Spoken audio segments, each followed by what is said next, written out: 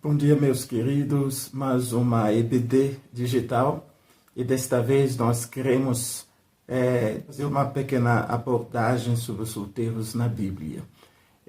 Qual a visão bíblica sobre os solteiros? Como é que a Bíblia fala? Como que a Bíblia enxerga os solteiros?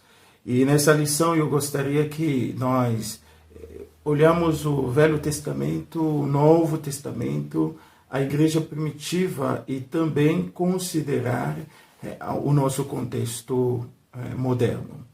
Quando nós olhamos sobre o solteiro no Velho Testamento, nós levantamos duas coisas. Primeiramente, é um caso raro no Velho Testamento, porque os jovens casam muito cedo. Nós temos menina entre 12 e 13 anos, já noivando com rapazes entre 15 e 16 anos. Então, o casamento não era uma coisa que esperava muito para acontecer. O noivado já acontecia bem cedo. E a segunda razão é que a concepção da época considera o fato de que permanecer ou viver como solteiro, isto é, viver de modo contrário à natureza. Tanto que existe o mandamento de Deus sobre o casamento. Então, quem não casa, logo as pessoas olham essas pessoas com essa visão negativa e pensando e talvez dizendo que essa pessoa está vivendo de modo contrário à natureza. Havia muitas categorias no Velho Testamento de solteiros. Nós temos as viúvas. As viúvas são categorias de pessoas muito mais fracas. São pessoas que perderam seus esposos, não é? E por conta disso, até para proteger a viúva, existia uma lei, a lei do levirato. Essa lei dava à viúva que não tinha filho o direito de voltar para sua casa, para os seus pais. E se fosse uma viúva de sacerdotes, então o sacerdócio tinha a responsabilidade de cuidar desta viúva. E a Bíblia no Velho Testamento apresenta Deus como defensor das viúvas. Nós tínhamos as viúvas, nós tínhamos os eunucos. Os eunucos até chegava a viver na corte real, ou talvez a desenvolver atividade de grande relevância, mas a posição dos eunucos não era desejável para a sociedade judaica. Tanto que eles não poderiam fazer parte da congregação dos adoradores. Eles eram excluídos. Não só isso, eles não participam também no sacerdócio. A terceira categoria, nós temos os solteiros que não podem por conta das doenças. Por exemplo, o leproso, pela sua condição de doente, ele não pode casar. E quarto, nós temos solteiros que não podem por conta de um chamado divino. Um caso aqui no Velho Testamento é o caso de Jeremias. O único caso que nós encontramos na palavra de Deus do Velho Testamento de um que não pôde casar. Por quê? Por conta do chamado divino. Jeremias capítulo 16, verso 1 a 4. Nós temos os divorciados e também os jovens que ainda não casaram. Aqui vale lembrar que os pais arranjam o casamento, o matrimônio dos seus filhos. Os pais arrumam a menina para os seus meninos e têm a responsabilidade de manter as suas filhas meninas ainda virgem, podendo entregá-la virgem ao seu futuro marido. Isso trazia muita honra aos pais e para a sua sociedade naquela época.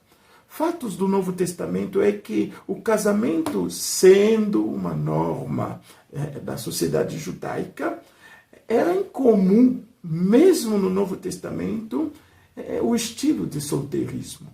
O que nós encontramos? João Batista, um solteiro, nós encontramos o apóstolo Paulo, solteiro, e também o próprio Senhor Jesus. Alguns casos que nós temos no Novo Testamento que são casos de solteiros.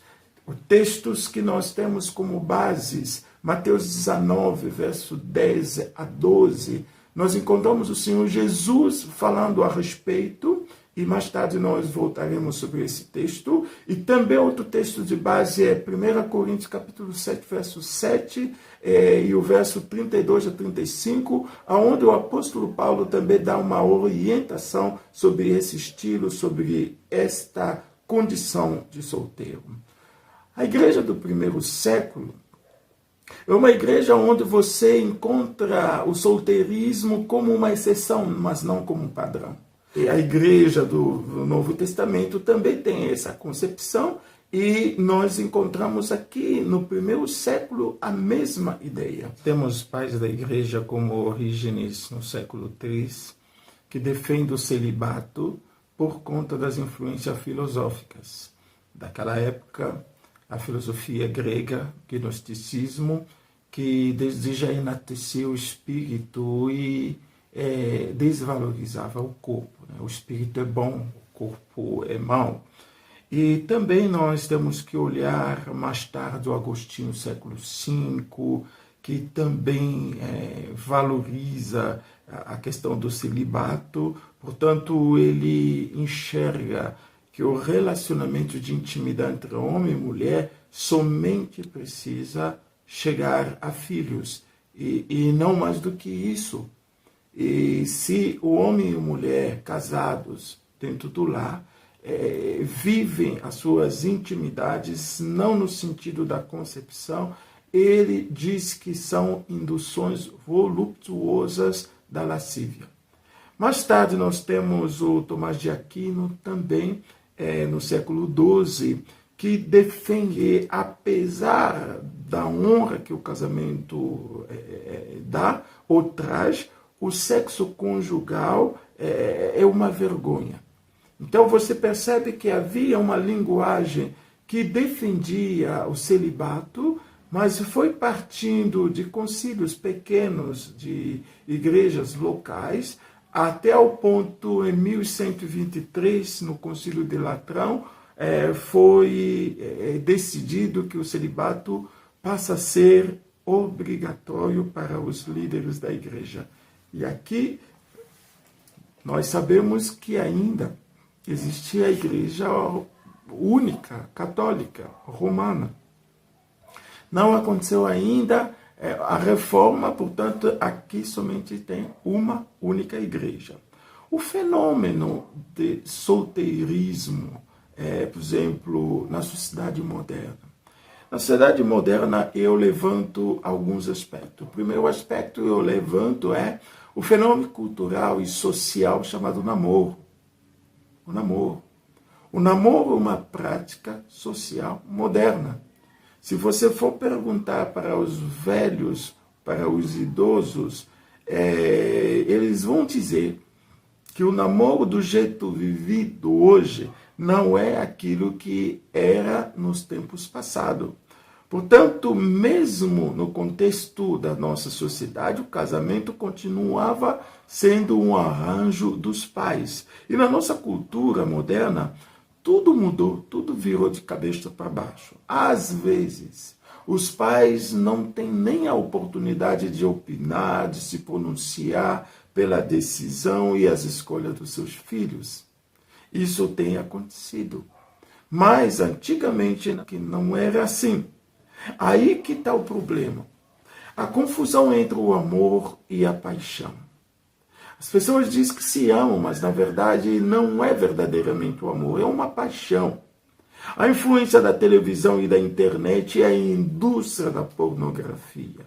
A pornografia está à disposição do público e à palma das mãos do jovem. Muito mais cedo as pessoas já têm contato com a imoralidade. Então o conceito do amor bíblico é um conceito ético, meu amado. Não é simplesmente um efeito de afeição sentimental, mas é um conceito também ético.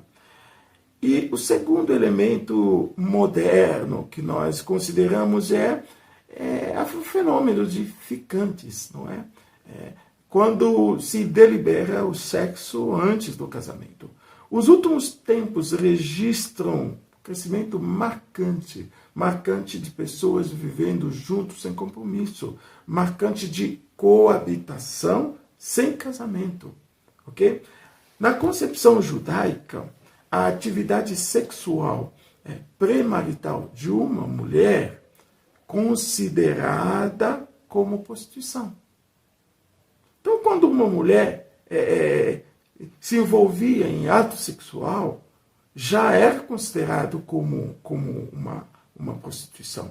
E se for pego, corria o risco de apedrejamento ou do divórcio, se, no caso, a mulher era casada. Reforçamos, mais uma vez, que o casamento é uma relação relacionamento sagrado e inviolável entre um homem e uma mulher, onde expressa-se a mútua fidelidade o resto da vida. E será que os noivos podem ter a liberdade de viver a vida íntima, sexual, porque eles vão casar? Cada um tem a promessa, não é, de viver junto? Vale lembrar que o noivado não garante o casamento. Portanto, pode-se romper também o noivado. Mas isso não é uma razão principal, porque a primeira razão é que o sexo é feito para os casados, para os que estão dentro do relacionamento conjugal. Então, alguns argumentos que eu quero colocar diante de vocês aqui. Sexo antes do casamento significa simplesmente eu estou tomando mais e oferecendo menos. Por que eu digo isso? Porque eu estou dando menos do que o amor conjugal exige. O amor conjugal exige um grau de responsabilidade muito grande. Então, quando alguém quer se desenvolver ou envolver o sexo antes do casamento, então está simplesmente tomando mais e dando menos do que seria realmente da sua responsabilidade. E lá vale a responsabilidade da confiança e da fidelidade. Segundo, há argumento da abstinência sexual antes do casamento. Isso é bíblico. E também da fidelidade sexual no casamento. São as expectativas bíblicas. Não há outra questão que se possa falar para um solteiro que ainda não é casado do que considerar esse fator que eu tenho colocado aqui.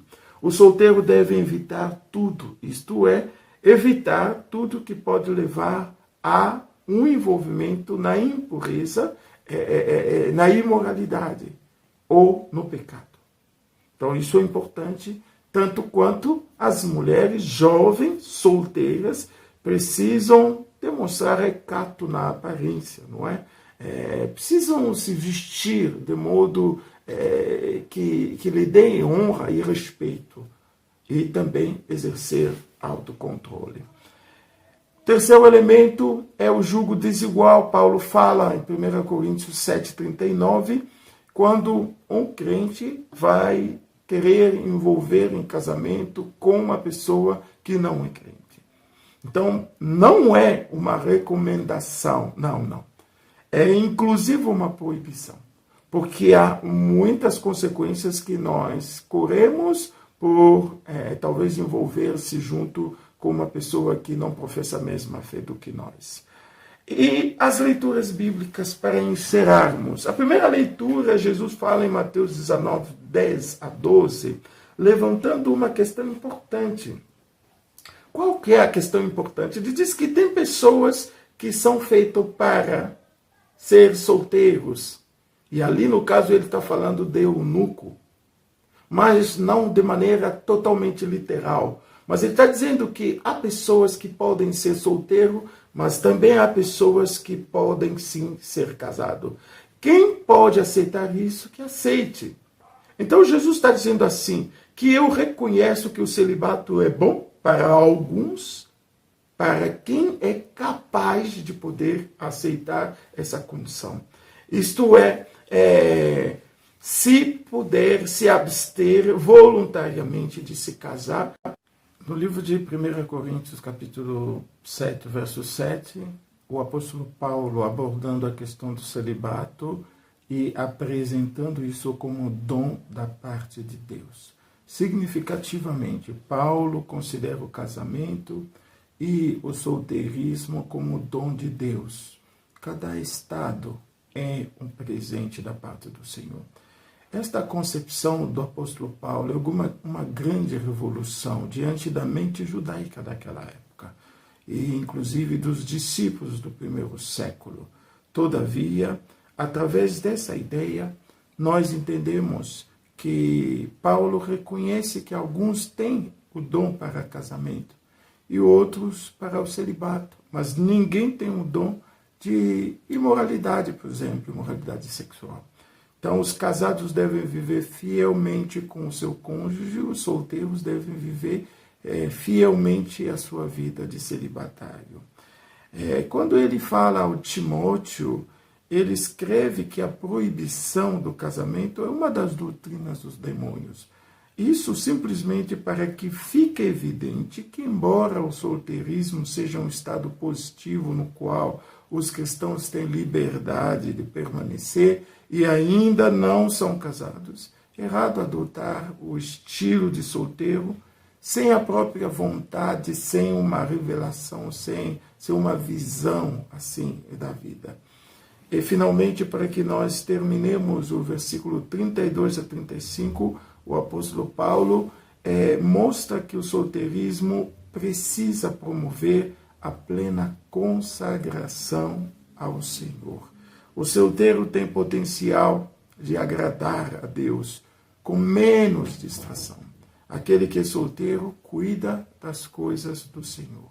Aqui vale essa recomendação, pois quando ainda não casamos, ainda estamos solteiros, essa situação pode mudar de um momento a outro, mas enquanto isso, podemos aproveitar, servindo ao Senhor e nos dedicar fielmente na obra do Senhor. A minha conclusão está nisso. O estado de casado não é um destino final de ninguém. O solteiro deve desenvolver o espírito de contentamento e satisfação plena em Cristo. Por quê? Quem é casado hoje pode deixar de ser. Portanto, nós que somos casados, temos que olhar os solteiros com honra também, com valor, com respeito. E os que são solteiros precisam se contentar no Senhor e viver nessa satisfação plena, servindo ao Senhor e mantendo-se na pureza. Que Deus abençoe a sua vida e creio que essa pequena explanação pode te ajudar a ter pelo menos uma ideia do conceito. Domingo que vem as aulas voltam ao normal dentro das nossas revistas. Que Deus te abençoe.